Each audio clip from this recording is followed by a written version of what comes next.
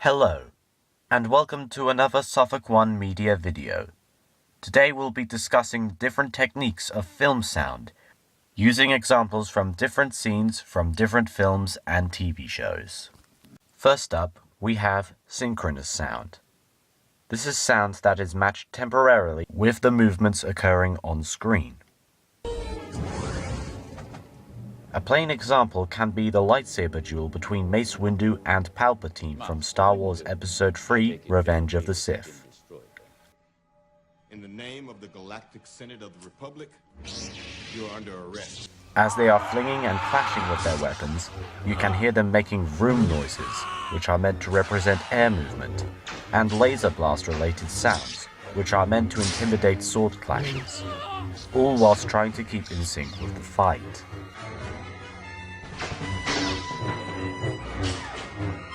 Up next, we have asynchronous sound. This is when the audio is not matched with the movements occurring in the picture.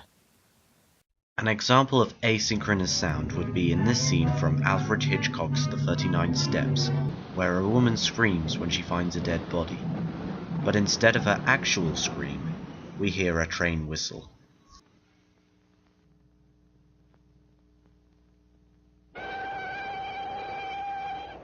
Then we have parallel sound. This is sound that complements the image track.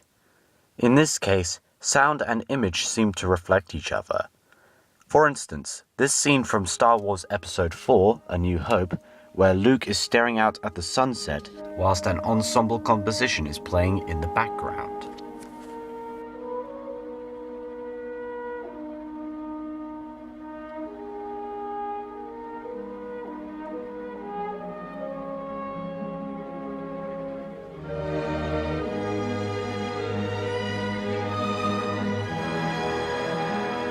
Contrapuntal sound is sound that does not complement or fit with the image track, so you can consider this to be the opposite of parallel sound. An example of this would be in an episode of Doctor Who with David Tennant in a title role, where human prisoners are being converted into Cybermen, whilst The Lion Sleeps Tonight is playing in the background. Let's cover up that noise. Give us track number 90.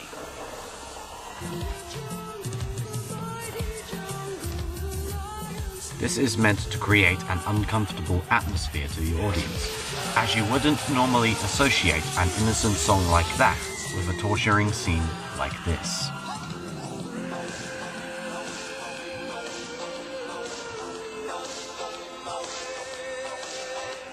Diegetic sound is any sound that has an on-screen source belonging to the action.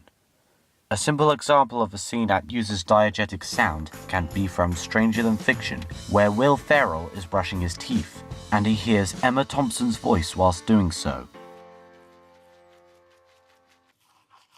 He began it the same way he always did. When others' minds would... Hello, someone there? As he hears Emma Thompson's voice throughout the film itself uses diegetic sound a lot, as this is heavily involved in the plot. It was remarkable how...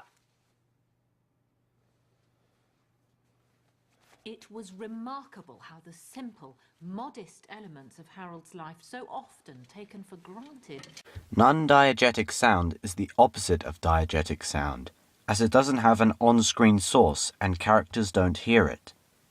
A basic example of this can be from Terminator 2 Judgment Day, where a voice narration from Sarah Connor happens in some parts of this movie, so the film plays around with non-diegetic sound in random parts. And it would never hurt him, never shout at him or get drunk and hit him or say it was too busy to spend time with him.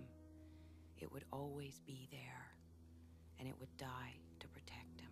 Fidelity is the extent in which the sound is faithful to the source as we see it on screen. For instance, if we see a gun firing, we'd expect a gun blast sound effect to coincide with it. An example of this can be found in a scene from the 1987 horror comedy sequel Evil Dead 2, where Ash, the film's protagonist, shoots the decapitated demon's head after giving it a one-liner. Hey, I'll swallow your soul! I'll swallow your soul! I'll swallow your soul! swallow this. When the demon's head blows up, we hear an explosive sound effect just as the audience would expect to hear it if it happened in real life. Lack of fidelity is when there's a disparity between image and audio. This can make the viewers feel disorientated and taken out of the scene. However, comedy films sometimes make a use of lack of fidelity. In this scene from Jacques Tati's Monocle, Monsieur Hulot touches random parts of the kitchen, but rather than hearing the noises as the sources of the noises are making the noises are out of sync with the objects making the noises. This is proved when Monsieur Hulot is bouncing a jug on a table, but there's no banging sound coming from that part of the room.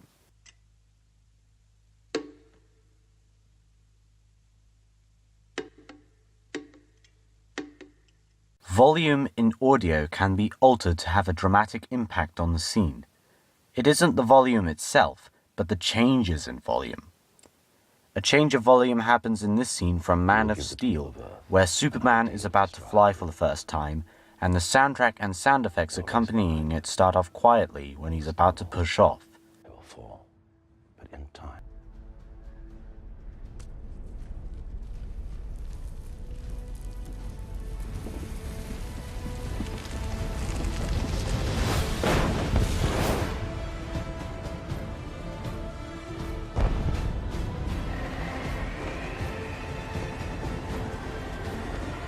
But as he's in the air, the soundtrack and sound effects get louder to add a thrill.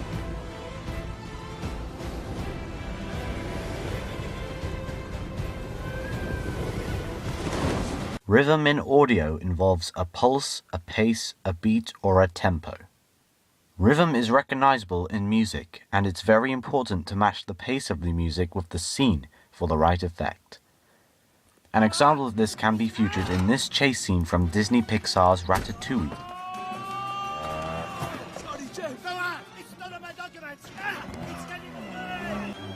The soundtrack for this scene is fast-paced, and Remy, the rat, is trying to get as far away as possible from Skinner, the chef, who is a fast runner as part of his size. So the music has to have a quick tempo to add suspension to the scene.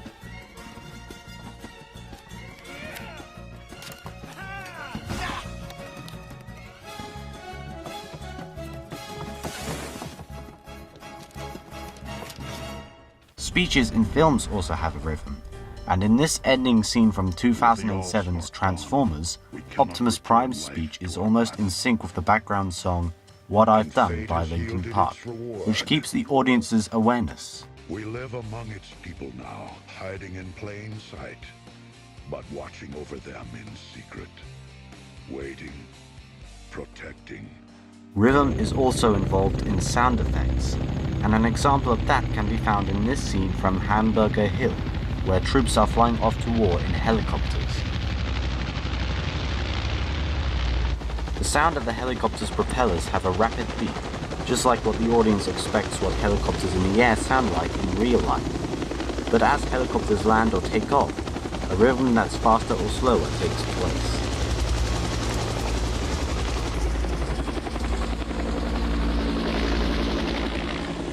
Thank you so much for watching.